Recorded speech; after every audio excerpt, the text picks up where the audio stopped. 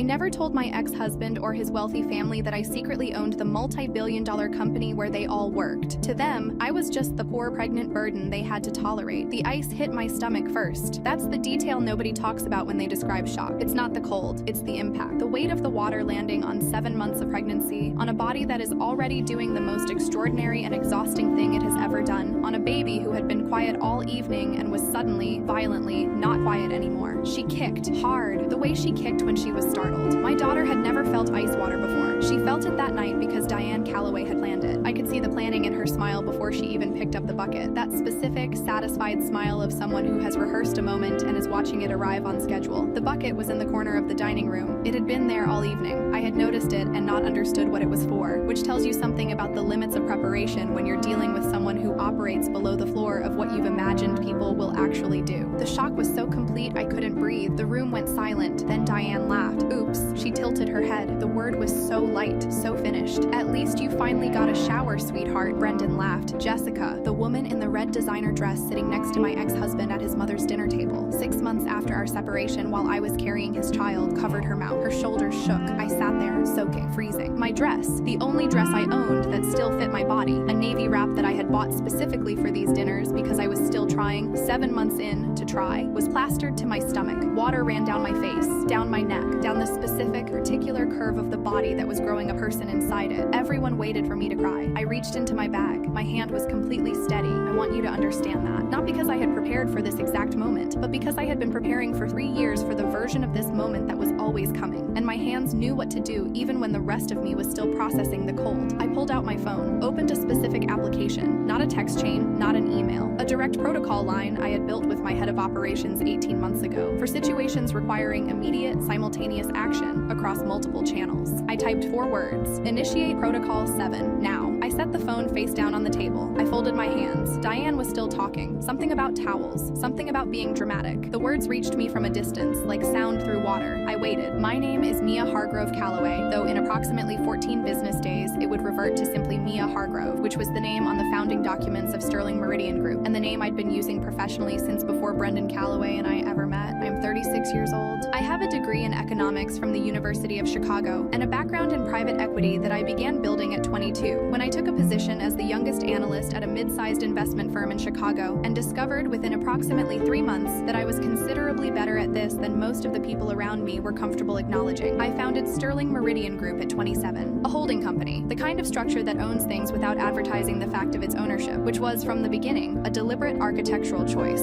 Sterling Meridian held positions in 7 companies across 3 sectors. The largest of those positions, and the one most relevant to this story, was a majority stake in Calloway Integrated Partners, the firm that Brendan's family had built, that his mother Diane had worked in for 11 years, that his sister worked in, that Jessica worked in, that 3 other people at that dinner table drew their salaries from. I had acquired the majority position 4 years ago in a restructuring that Brendan's father had desperately needed, and that I had quietly engineered through 2 intermediary firms because the Calloway family had been hemorrhaging capital for 2 years, and their pride had prevented them from acknowledging the severity of it publicly, and I had seen the structure clearly and moved on it before anyone else understood what was available. The Calloway family did not know I was the majority owner. Brendan did not know. This is the part that requires honest accounting because I've had a lot of time to sit with it, and I don't want to present it as more deliberate than it was. When Brendan and I met at a conference 3 years before the bucket, on an evening when I was attending as a private individual and not in any official capacity, I was not concealing Sterling Meridian. I was simply in the way I had always operated, keeping my professional and personal lives in separate compartments. I didn't lead with the company. I never had. My experience, going back to my 20s, was that wealth announced early in a relationship changes its gravitational field in ways that are difficult to correct later. We dated for 8 months before I told him what I did. He was surprised. He was, in the way I interpreted it then, impressed. He said the right things. He asked good questions. He was charming about it in the way he was charming about everything, and I chose to interpret the charm as depth. I should tell you that I was already by then the majority owner of his family's company. I should also tell you that I told myself this was a detail I could introduce gradually, carefully, when the relationship had the structural integrity to hold it. I was wrong about that. What I didn't account for was that Brendan's relationship to his family's company was not primarily professional. It was identity. The Calloway name on that building was, for him and for Diane, a thing that preceded and superseded every other fact. When I married into the Calloway family, I was marrying into a story about themselves that left very little room for the possibility that the thing they thought they built was, in any structural sense, held up by someone someone outside the family. Telling him would have required dismantling something he was built around, so I didn't. I carried it into the marriage. I carried it through the years of Sunday dinners and snide comments and Diane's particular talent for making me feel like a guest who had overstayed. I carried it through the separation, through the pregnancy, through every dinner where I was seated at the far end of the table, close enough to ignore, far enough to humiliate. I was patient. I was very patient. And then there was the bucket. I need to tell you about the dinners before I tell you about the end, because the end requires the context of years to mean what it means. Diane Calloway threw dinner parties the way some people fight, with precision, with preparation, with a clear objective that everyone could feel but nobody named out loud. Crystal glasses that probably cost more than my first car. Catered food presented as home cooking, which fooled nobody but maintained the performance. A guest list assembled for maximum audience effect. And me. I was at every dinner for 3 years because I was Brendan's wife, and then for 6 months after the separation because I was 7 months pregnant with his child, and family dinners were in the co-parenting agreement we hadn't yet finalized, and I had made a choice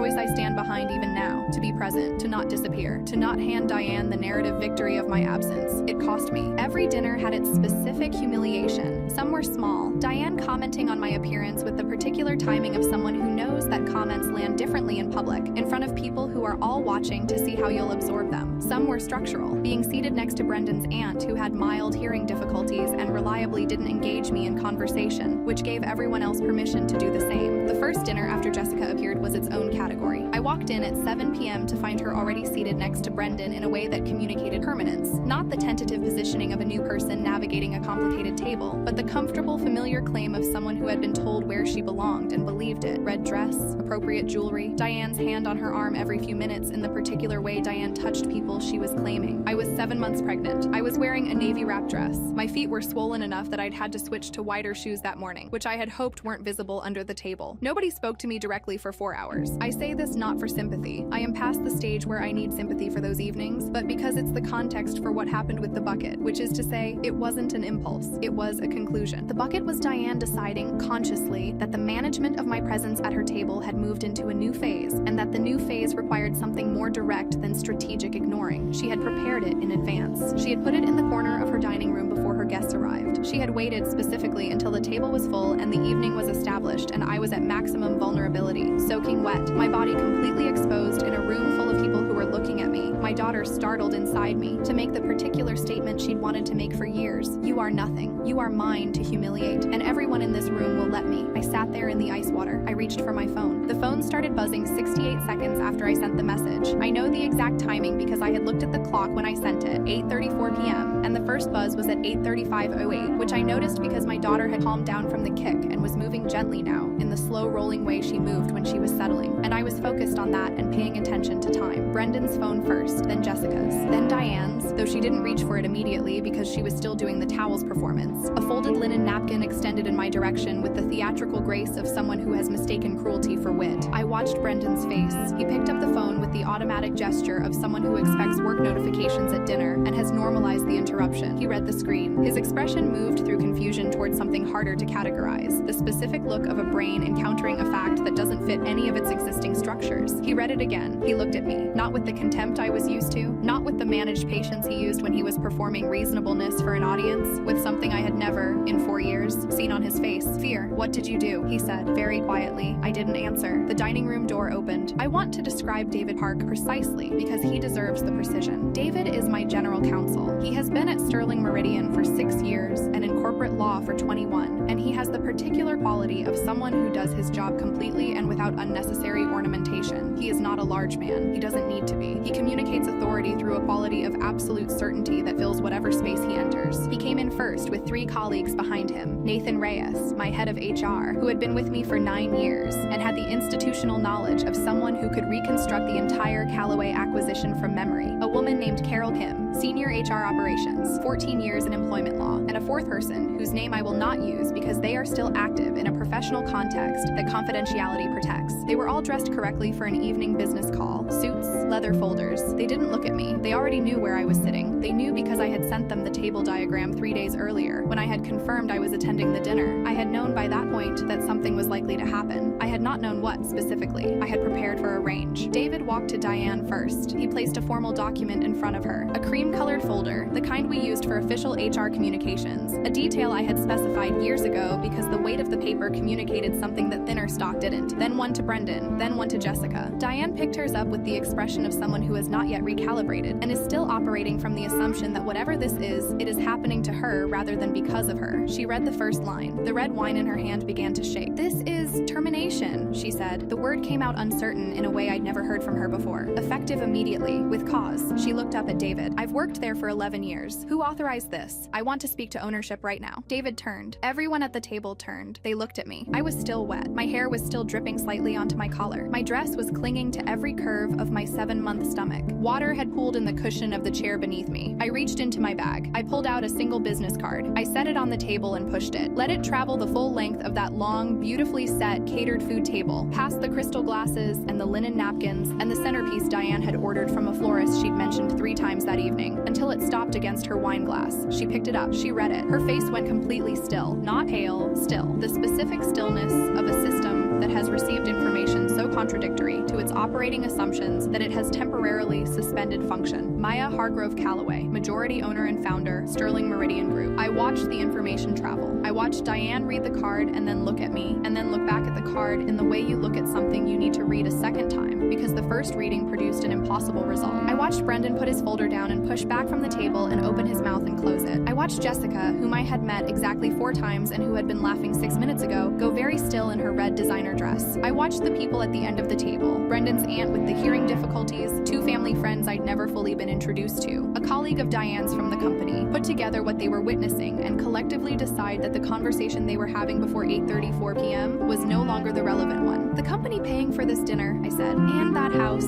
and the car Brendan drove here in, and the salary that bought that dress," I looked at Jessica for the first time, specifically and directly, "has been mine since 4 years before tonight." The room was a vacuum. Diane's mouth opened. Nothing came out. I stood up slowly. It took a moment, 7 months pregnant, chair pushed back, legs that had been cold for 20 minutes. But I stood, and I smoothed the wet fabric of my dress over my stomach with both hands in a gesture that I had not consciously planned, but that I think, in retrospect, communicated everything I needed it to communicate. I was still here. My daughter was still here. We were still here, and we were not what they had decided we were. "I should explain something," I said, "because I want to be clear about the sequence. I had prepared for this, not the ice water specifically, but the conversation. I had known for approximately 3 months that I was approaching the end of my patience with the arrangement I had made for myself. My therapist, Dr. Celine Oduya, she has been practicing for 18 years and specializes in what she calls high-stakes identity concealment, which is a category of experience with more clients than you'd expect, had been telling me for a year that I was using the concealment as a wall and that walls require maintenance that eventually exceeds their utility. She was right. She usually was. I had been for 3 months quietly preparing. The Protocol 7 message had gone to David Park and Nathan Reyes.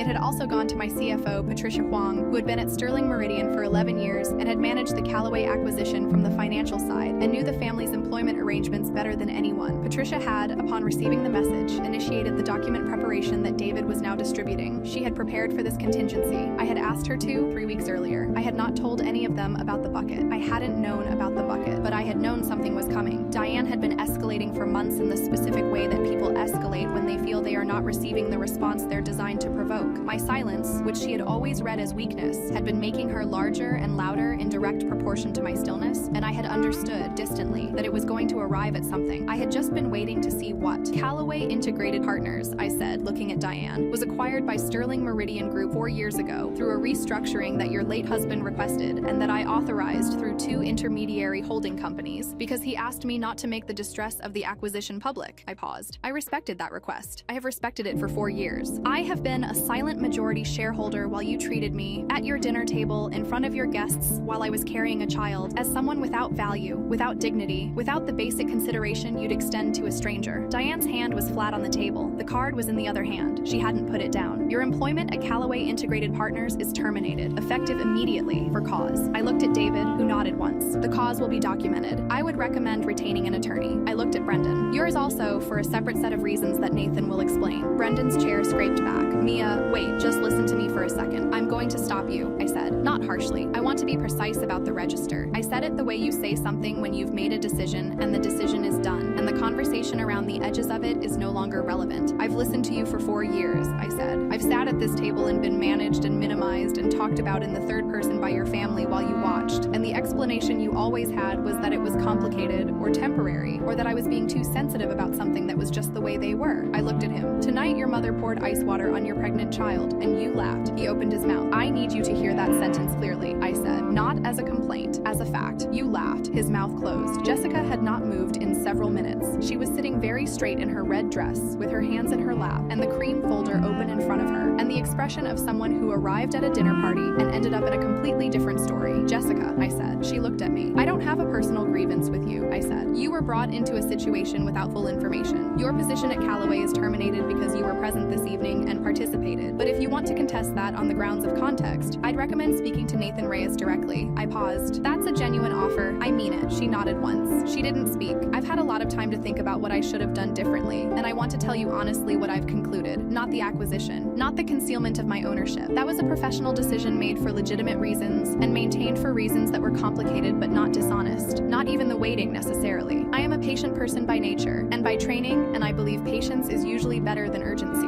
What I should have done differently was tell Brendan earlier, not because he deserved the information as a husband, though he did, and I've made peace with that failure, but because keeping it created a dependency that I couldn't fully understand from inside it. He spent 4 years in a marriage to a woman he thought needed him in ways that he found, I believe, genuinely reassuring. He made decisions, including the decision to let his mother manage me the way she managed everything in her orbit, from a position of assumed authority that had no real structural basis. If he had known the truth, he might have been different. He might have been worse. I'll never know. What I know is that my daughter will know from the beginning. I've already decided that. She will know exactly who her mother is, and she will never be in a room with someone managing her silence because they've calculated that her dependence makes her manageable. I stood in Diane's dining room in my wet dress, and I looked at the people I had spent 4 years accommodating, and I felt, clearly and without drama, the specific sensation of being done. Not angry. Done. There's a difference. Anger still wants something from the other person. Done just walks out. I picked up my bag. You have until Friday to clear your desks, I said. All 3 of you. I looked at Diane one last time. She had the card in her hand. She was still looking at it. The crystal glass beside her had a half-inch of red wine in it. The centerpiece was still beautiful. The catered food was on the sideboard exactly as it had been at the beginning of the evening. She looked so small. Not triumphant small, just small. The way people look when the architecture they've built their size around turns out to have been someone else's building. I walked to the door. Here is what happened in the 60 days that followed, because clean endings deserve clean accountings. The terminations were processed through Nathan Reyes and Carol Kim, in compliance with all applicable employment law, with documentation prepared by David Park's team that was, as he told me afterward, among the most thoroughly supported termination packages he'd seen in 21 years. The conduct at the dinner was documented through witness statements from 3 guests who, once the circumstances became clear, were willing to provide them. Carol Kim, who had handled several hundred HR actions in her career and described this particular one in her notes as unambiguous, confirmed that the documentation would withstand any legal challenge. Diane did retain an attorney. The attorney reviewed the materials and advised her not to challenge. She did not challenge. Brendan and I completed the separation agreement through our respective attorneys. Mine was Yolanda Ferris, 19 years in family law, the same woman who would later become something of a recurring character in complicated financial divorces. The agreement was finalized in 31 days. It was fair. I made sure it was fair for the reasons that matter, because my daughter will grow up knowing both parents, and the terms of their relationship with each other shape the terms of their relationship with her. He apologized in one of the 3 substantive conversations we had before the finalization, not for the dinner specifically. He tried to apologize for the dinner, and I told him that particular apology needed to be longer and less convenient than anything he could offer that week. He apologized for what he called the overall situation, which I accepted in the limited sense that it was honest. He is trying to be a good father. I'll give him that. He arrives on time, and he asks good questions, and he looks at our daughter, who was born healthy, on a Tuesday morning in October, 7 pounds 4 ounces, with my nose and her own very specific opinion about sleeping schedules, with an expression that I recognize as genuine. She looks at him the same way. I've decided that's enough to work with. Dr. Oduya asked me at our session 2 weeks after the dinner whether I felt vindicated. I thought about that word. I turned it over. I feel accurate, I said. Like something that was described wrong for a long time has been described correctly. She wrote something. She does that when I say things she considers worth noting. The vindication framing puts them at the center, I said. It makes the whole thing about what they thought of me. I'd rather it be about what was true. What was true, she asked. I thought about my daughter, about the Tuesday morning, about the specific, extraordinary sound she made when they handed her to me, that I was never what they said I was, I said, and that it didn't matter for most of the story whether they knew it or not, and then one night it did. Diane had stood in her dining room and planned a humiliation. She had put a bucket in the corner and waited. She had built her performance on a foundation of what she believed about me, on the assumption that I was peripheral, temporary, dependent. She had been wrong about me from the beginning. She just didn't know it until I let her see. I reached for my daughter, who was in the carrier on my chest, and I felt her heartbeat against my sternum, that small, specific, relentless rhythm, and I thought, she will never sit at the far end of a table and say nothing. I made sure of that, by being for long enough exactly what they underestimated.